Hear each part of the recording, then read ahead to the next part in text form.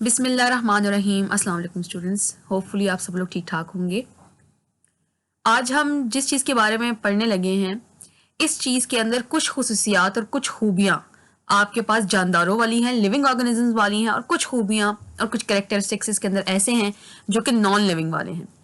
ये सामने आपको स्क्रीन के ऊपर क्या नज़र आ रहा है? कुछ क्रिस्टल नुमा चीज़ें नज़र आ रही हैं। ये आपके पास जब किसी भी सेल के अंदर किसी जिंदा चीज़ जानदार के अंदर एंटर हो जाती है, दाखिल हो जाती हैं, तो ये जिंदा हो जाती हैं।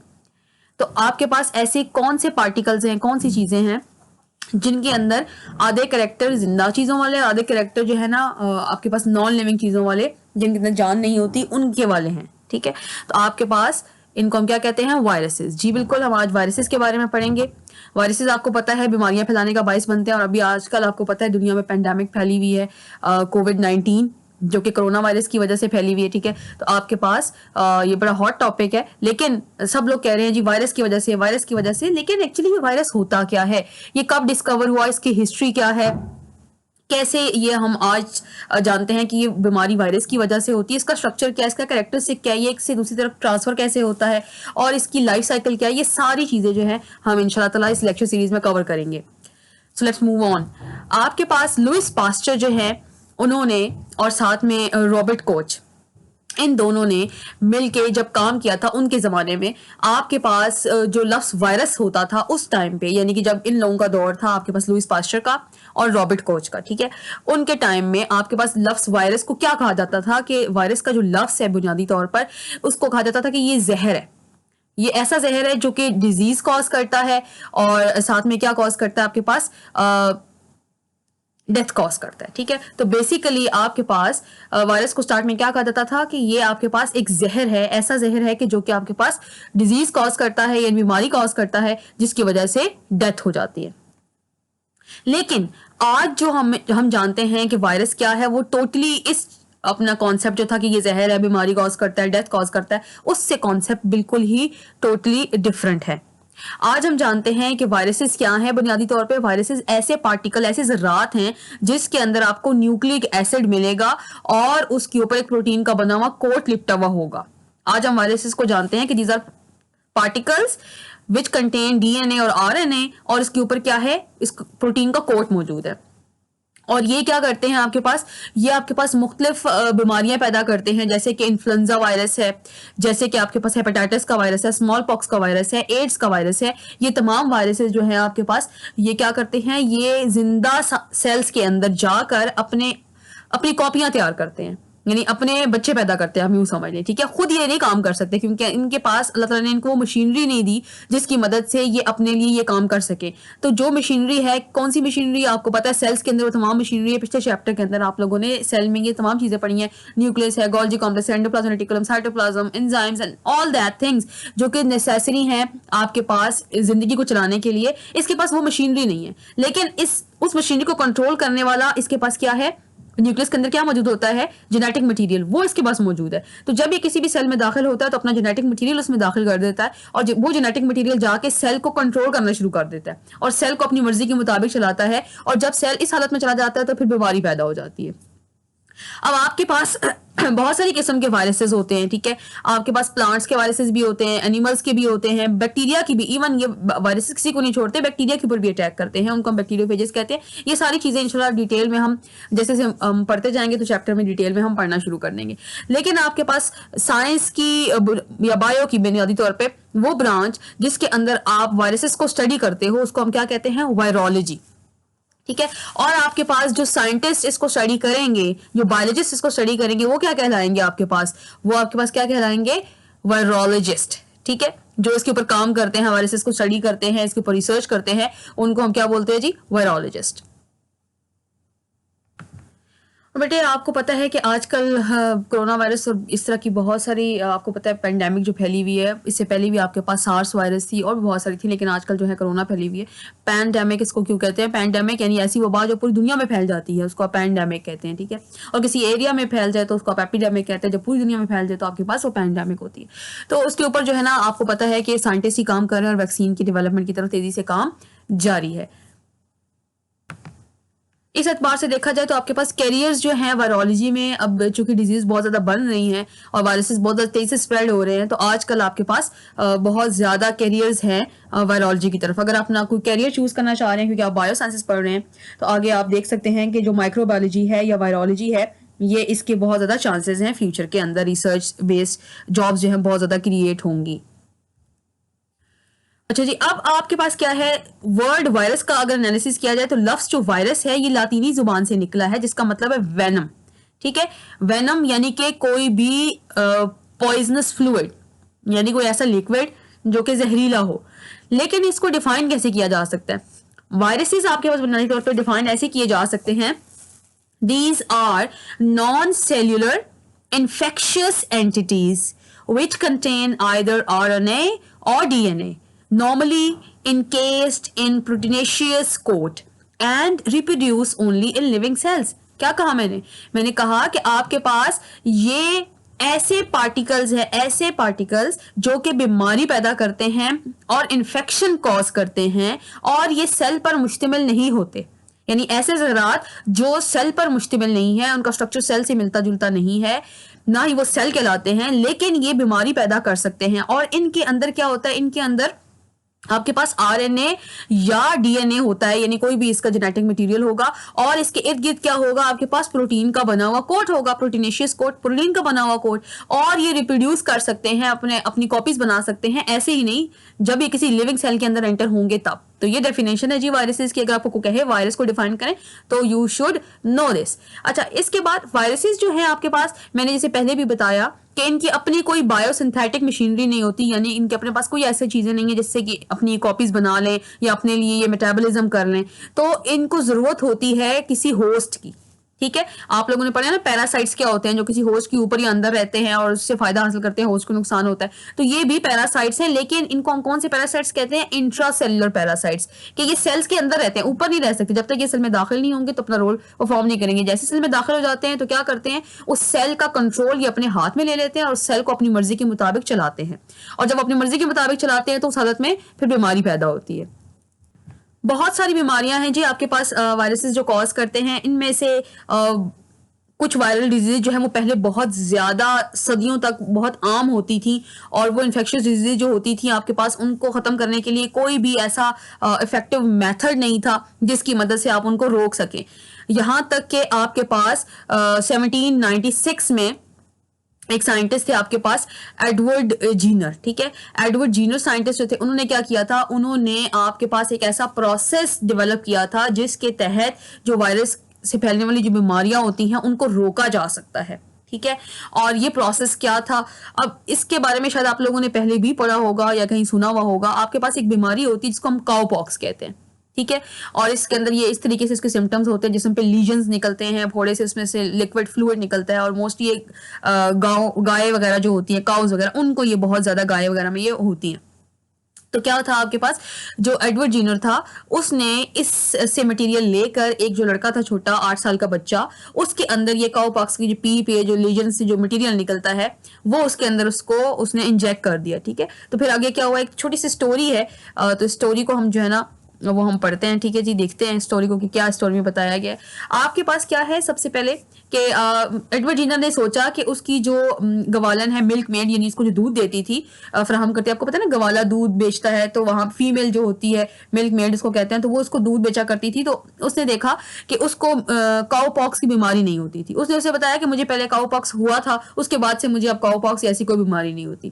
تو اس نے سوچا کہ یقیناً آپ کے پاس جس کو ایک دفعہ کاؤ پاکس ہو جائے، اس کے بعد پھر اس کے اندر ایسا کیا ہوتا ہے کہ اس کو کاؤ پاکس یا کوئی اور اسمال پاکس یا کوئی اور بیماری نہیں ہوتی. تو اس نے سوچا کہ ہو سکتا ہے کہ جب یہ دودھ دھوتی ہو، ٹھیک ہے، آپ کے پاس گائے کا، تو گائے کے جو آپ کے پاس جہاں سے دودھ دھوتی ہے وہاں پہ کچھ چھالا وغیرہ ہو، تو اس چھالے کی وجہ سے اس کو بھی یہ کاؤ پاکس ہو گئی تھی. لیکن اس کے بعد اب یہ اتنی زیادہ امیون ہو گئی ہے، یا مطلب اتنی اسٹرانگ ہو گئی ہے کہ اب اس کو مزید کاؤ پاکس نہیں ہوتی. تو اس نے کیا کیا؟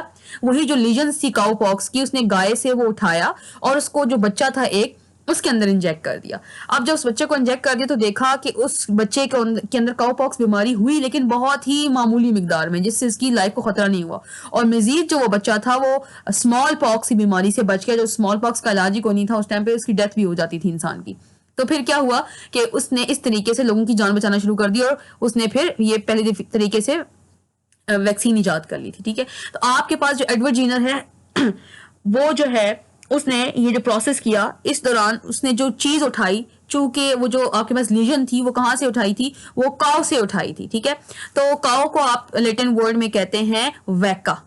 ٹھیک ہے, تو آپ کے پاس کیا تھا کہ جو ویکا ہے آپ کے پاس, اس سے ہی ٹرم نکلی ہے ویکسینیشن, جو آج آپ لوگ کو پتا ہے کہ ہم لوگ مختلف بیماریوں سے لڑنے کے لیے اپنی باڈی میں جو ہم اپنے آپ کو انجیکٹ کراتے ہیں ویکسین, جیسے کہ آپ کو خسرے کی, ممپس کی, روبیلا ویکسین, میزلس کی, یہ ساری ویکسین جو ہیں آپ کو بچپن میں لگائی جاتی ہیں, جو 5 حفاظتی ٹیکے ہیں. ٹھیک ہے, تو ویکسینیشن بہت زیادہ امپورٹنٹ ہے, اور یہ جو ٹرم ہے ویکسینیشن یہ لوئس پاسچر نے ہی انٹروڈیوس کروائی تھی یہ ٹرمینالوجی. لیکن یہ پروسیس جو تھا پہلی دفعہ ایڈورڈ جینر نے کیا تھا, اور تقریباً 23 لوگوں کو ایڈورڈ جینر نے اس ٹائم تک اس پروسیس کے تحت ویکسینیٹ کیا تھا, اور وہ کافی سکسیسفل رہا تھا. اس کے بعد آپ کے پاس پاسچر کے ہی آپ کے پاس ایک ایسوسیٹ تھے جن کا نام تھا آپ کے پاس چیمبرلینڈ, چارلز چیمبرلینڈ. چارلز چیمبرلینڈ نے ریسرچ کی, اور ریسرچ میں کیا کیا, انہوں نے ڈفرنٹ فلٹرز کو یوز کیا. پورسلن فلٹر جنہوں نے یوز کیا تھا اس کو چیمبرلینڈ فلٹر بھی کہتے ہیں. 1884 میں کچھ اس طرح کا آپ کو وہ دکھائی دیتا ہے. اس کے اندر سے انہوں نے اس ایجنٹ کو گزارا جو کہ ریبیز کاز کرتا ہے.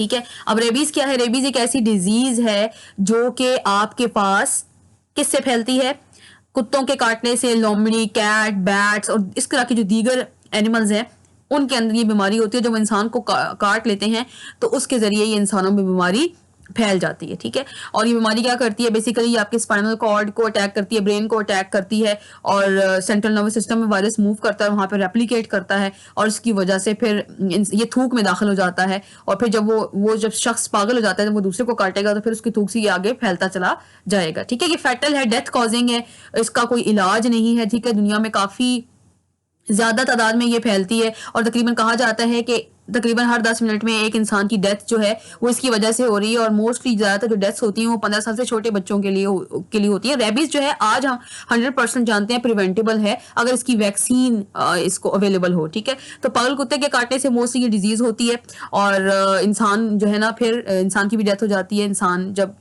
انسان کو کوئی بھی, یا آپ کے پاس ریٹ بھی کیٹ بھی ہو سکتی ہے, بیٹس بھی ہو سکتی ہے, چمگادڑ وغیرہ کے کاٹنے سے بھی یہ ڈیزیز ہو جاتی ہے. اچھا جی, تو یہ آپ کے پاس وائرس ہے جو کہ ریبیز کاز کرتا ہے. اس وائرس کو انہوں نے کیا کیا, اس فلٹر میں سے پاس آؤٹ کیا, تو وہ اس میں سے گزر گیا. ٹھیک ہے, تو انہوں نے پھر کیا کہا کہ آپ کے پاس جو کیونکہ اس زمانے میں آپ کو پتا ہے کہ جو وائرسز ہوتے تھے اس کو ہم کیا کہتے تھے کہ یہ ٹاکسک سبسٹینس ہے جو کہ بیماری کاز کرتا ہے, جو شروع میں نے آپ کو بتایا بھی تھا, اور اس کو دیکھا بھی نہیں جا سکتا تھا. تو انہوں نے فلٹر میں سے گزارا, تو فلٹر میں سے گزر گیا, پاس ہو گیا, تو انہوں نے کہا کہ یہ فلٹریبل وائرس ہے. ٹھیک ہے, پھر اسی طریقے سے 1892 میں آپ کے پاس ایون واسکی جو ہے آپ کے پاس ایک اور سائنٹسٹ ہے, انہوں نے کیا ڈسکور کیا, انہوں نے ایک اور ایجنٹ ڈسکور کیا جو کہ فلٹریبل تھا, جو کہ آپ کے پاس بیماری کیا کاز کرتا ہے, tobacco موزیک virus, tobacco موزیک disease cause کرتا ہے. اور اس کی وجہ کیا ہے, یہ آپ کے پاس ایک ٹوبیکو موزیک وائرس ہوتا ہے جو کہ اٹیک کر دیتا ہے, اور جو پلانٹ ہے اس کی لیوز جو ہیں وہ ڈسٹروائے ہو جاتے ہیں.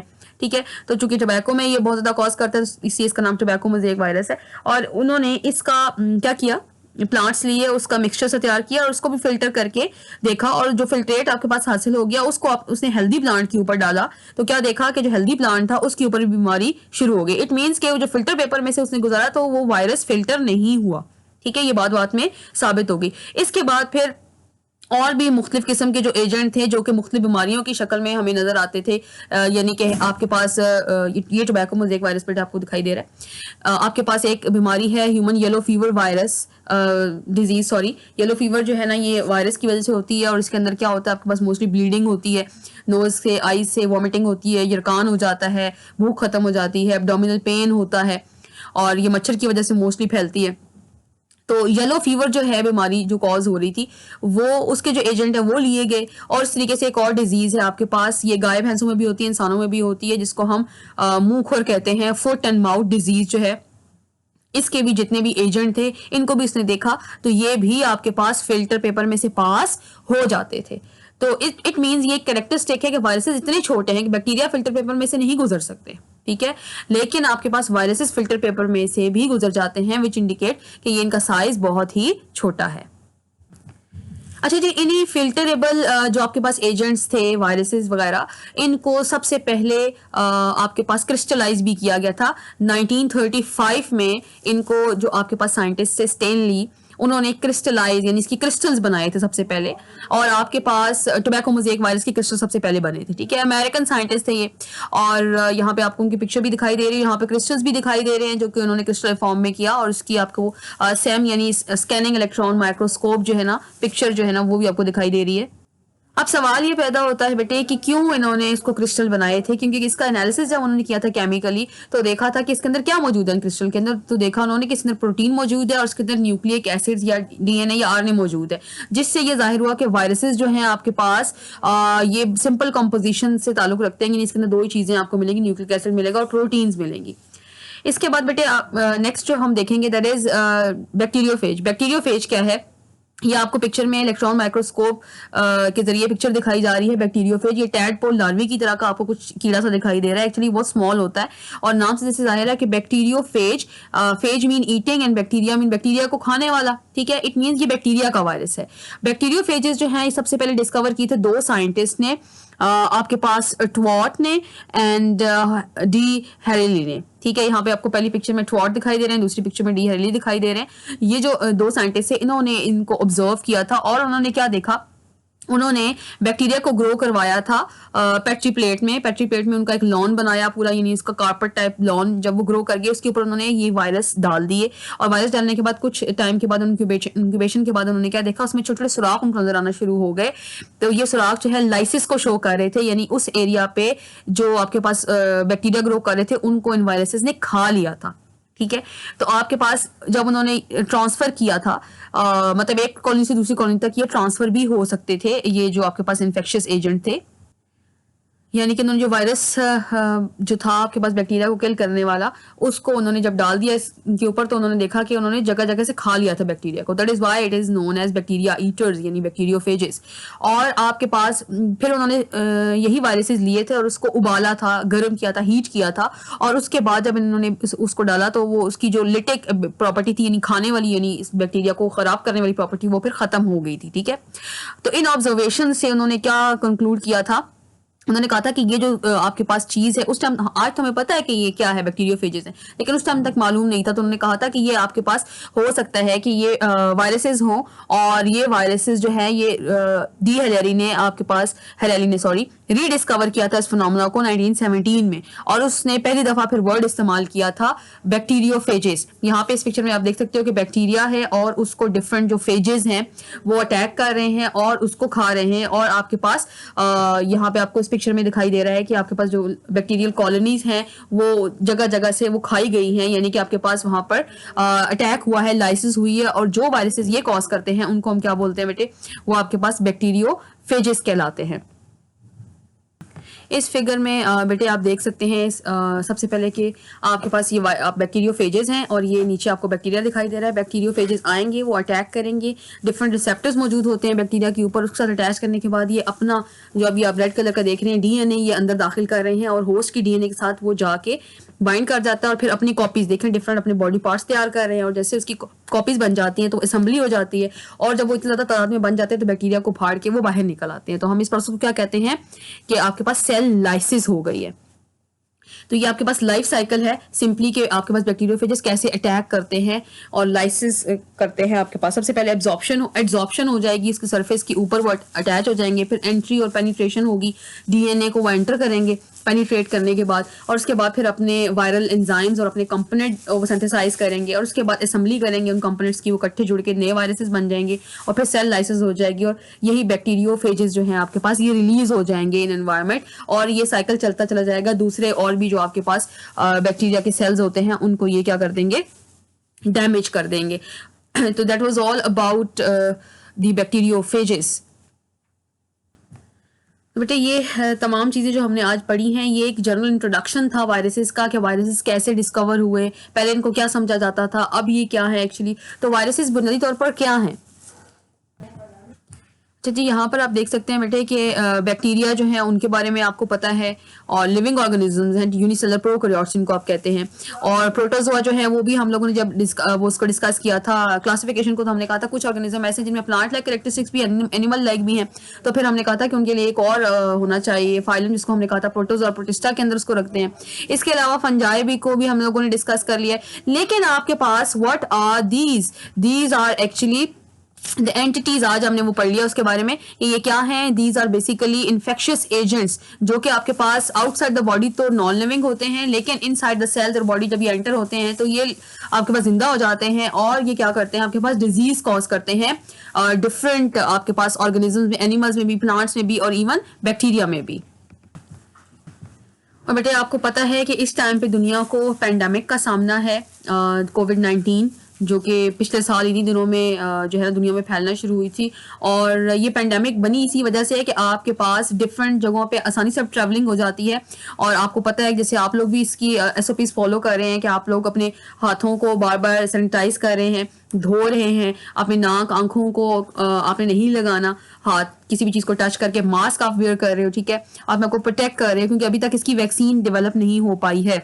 اس کی وجہ یہ اپنے آپ کو بہت تیزی سے تبدیل کر لیتا ہے، چینج کر لیتا ہے یہ وائرس. تو اس ٹاپک جو ابھی دنیا میں چل رہا ہے پینڈیمک، یہ ٹاپک اس حوالے سے آپ کی بہت ساری جو مائنڈ کے اندر ایمبیگوٹیز ہے اس کو ضرور کلیئر کرے گا کہ ایکچولی وائرسز ہے کیا، کب ڈسکور ہوئے، کیسے مطلب یہ ہے ان کو اسٹڈی کیا گیا. اور ایون مزید اس کا انشاءاللہ نیکسٹ لیکچر کے اندر آپ کو اس کے اسٹرکچر کے بارے میں اور اس کے لائف سائیکل کے بارے میں، اس کی ڈفرنٹ ٹائپس اور جو ڈفرنٹ ڈیزیزز ہیں اس کے بارے میں کچھ انفارمیشن پرووائڈ کی جائے گی.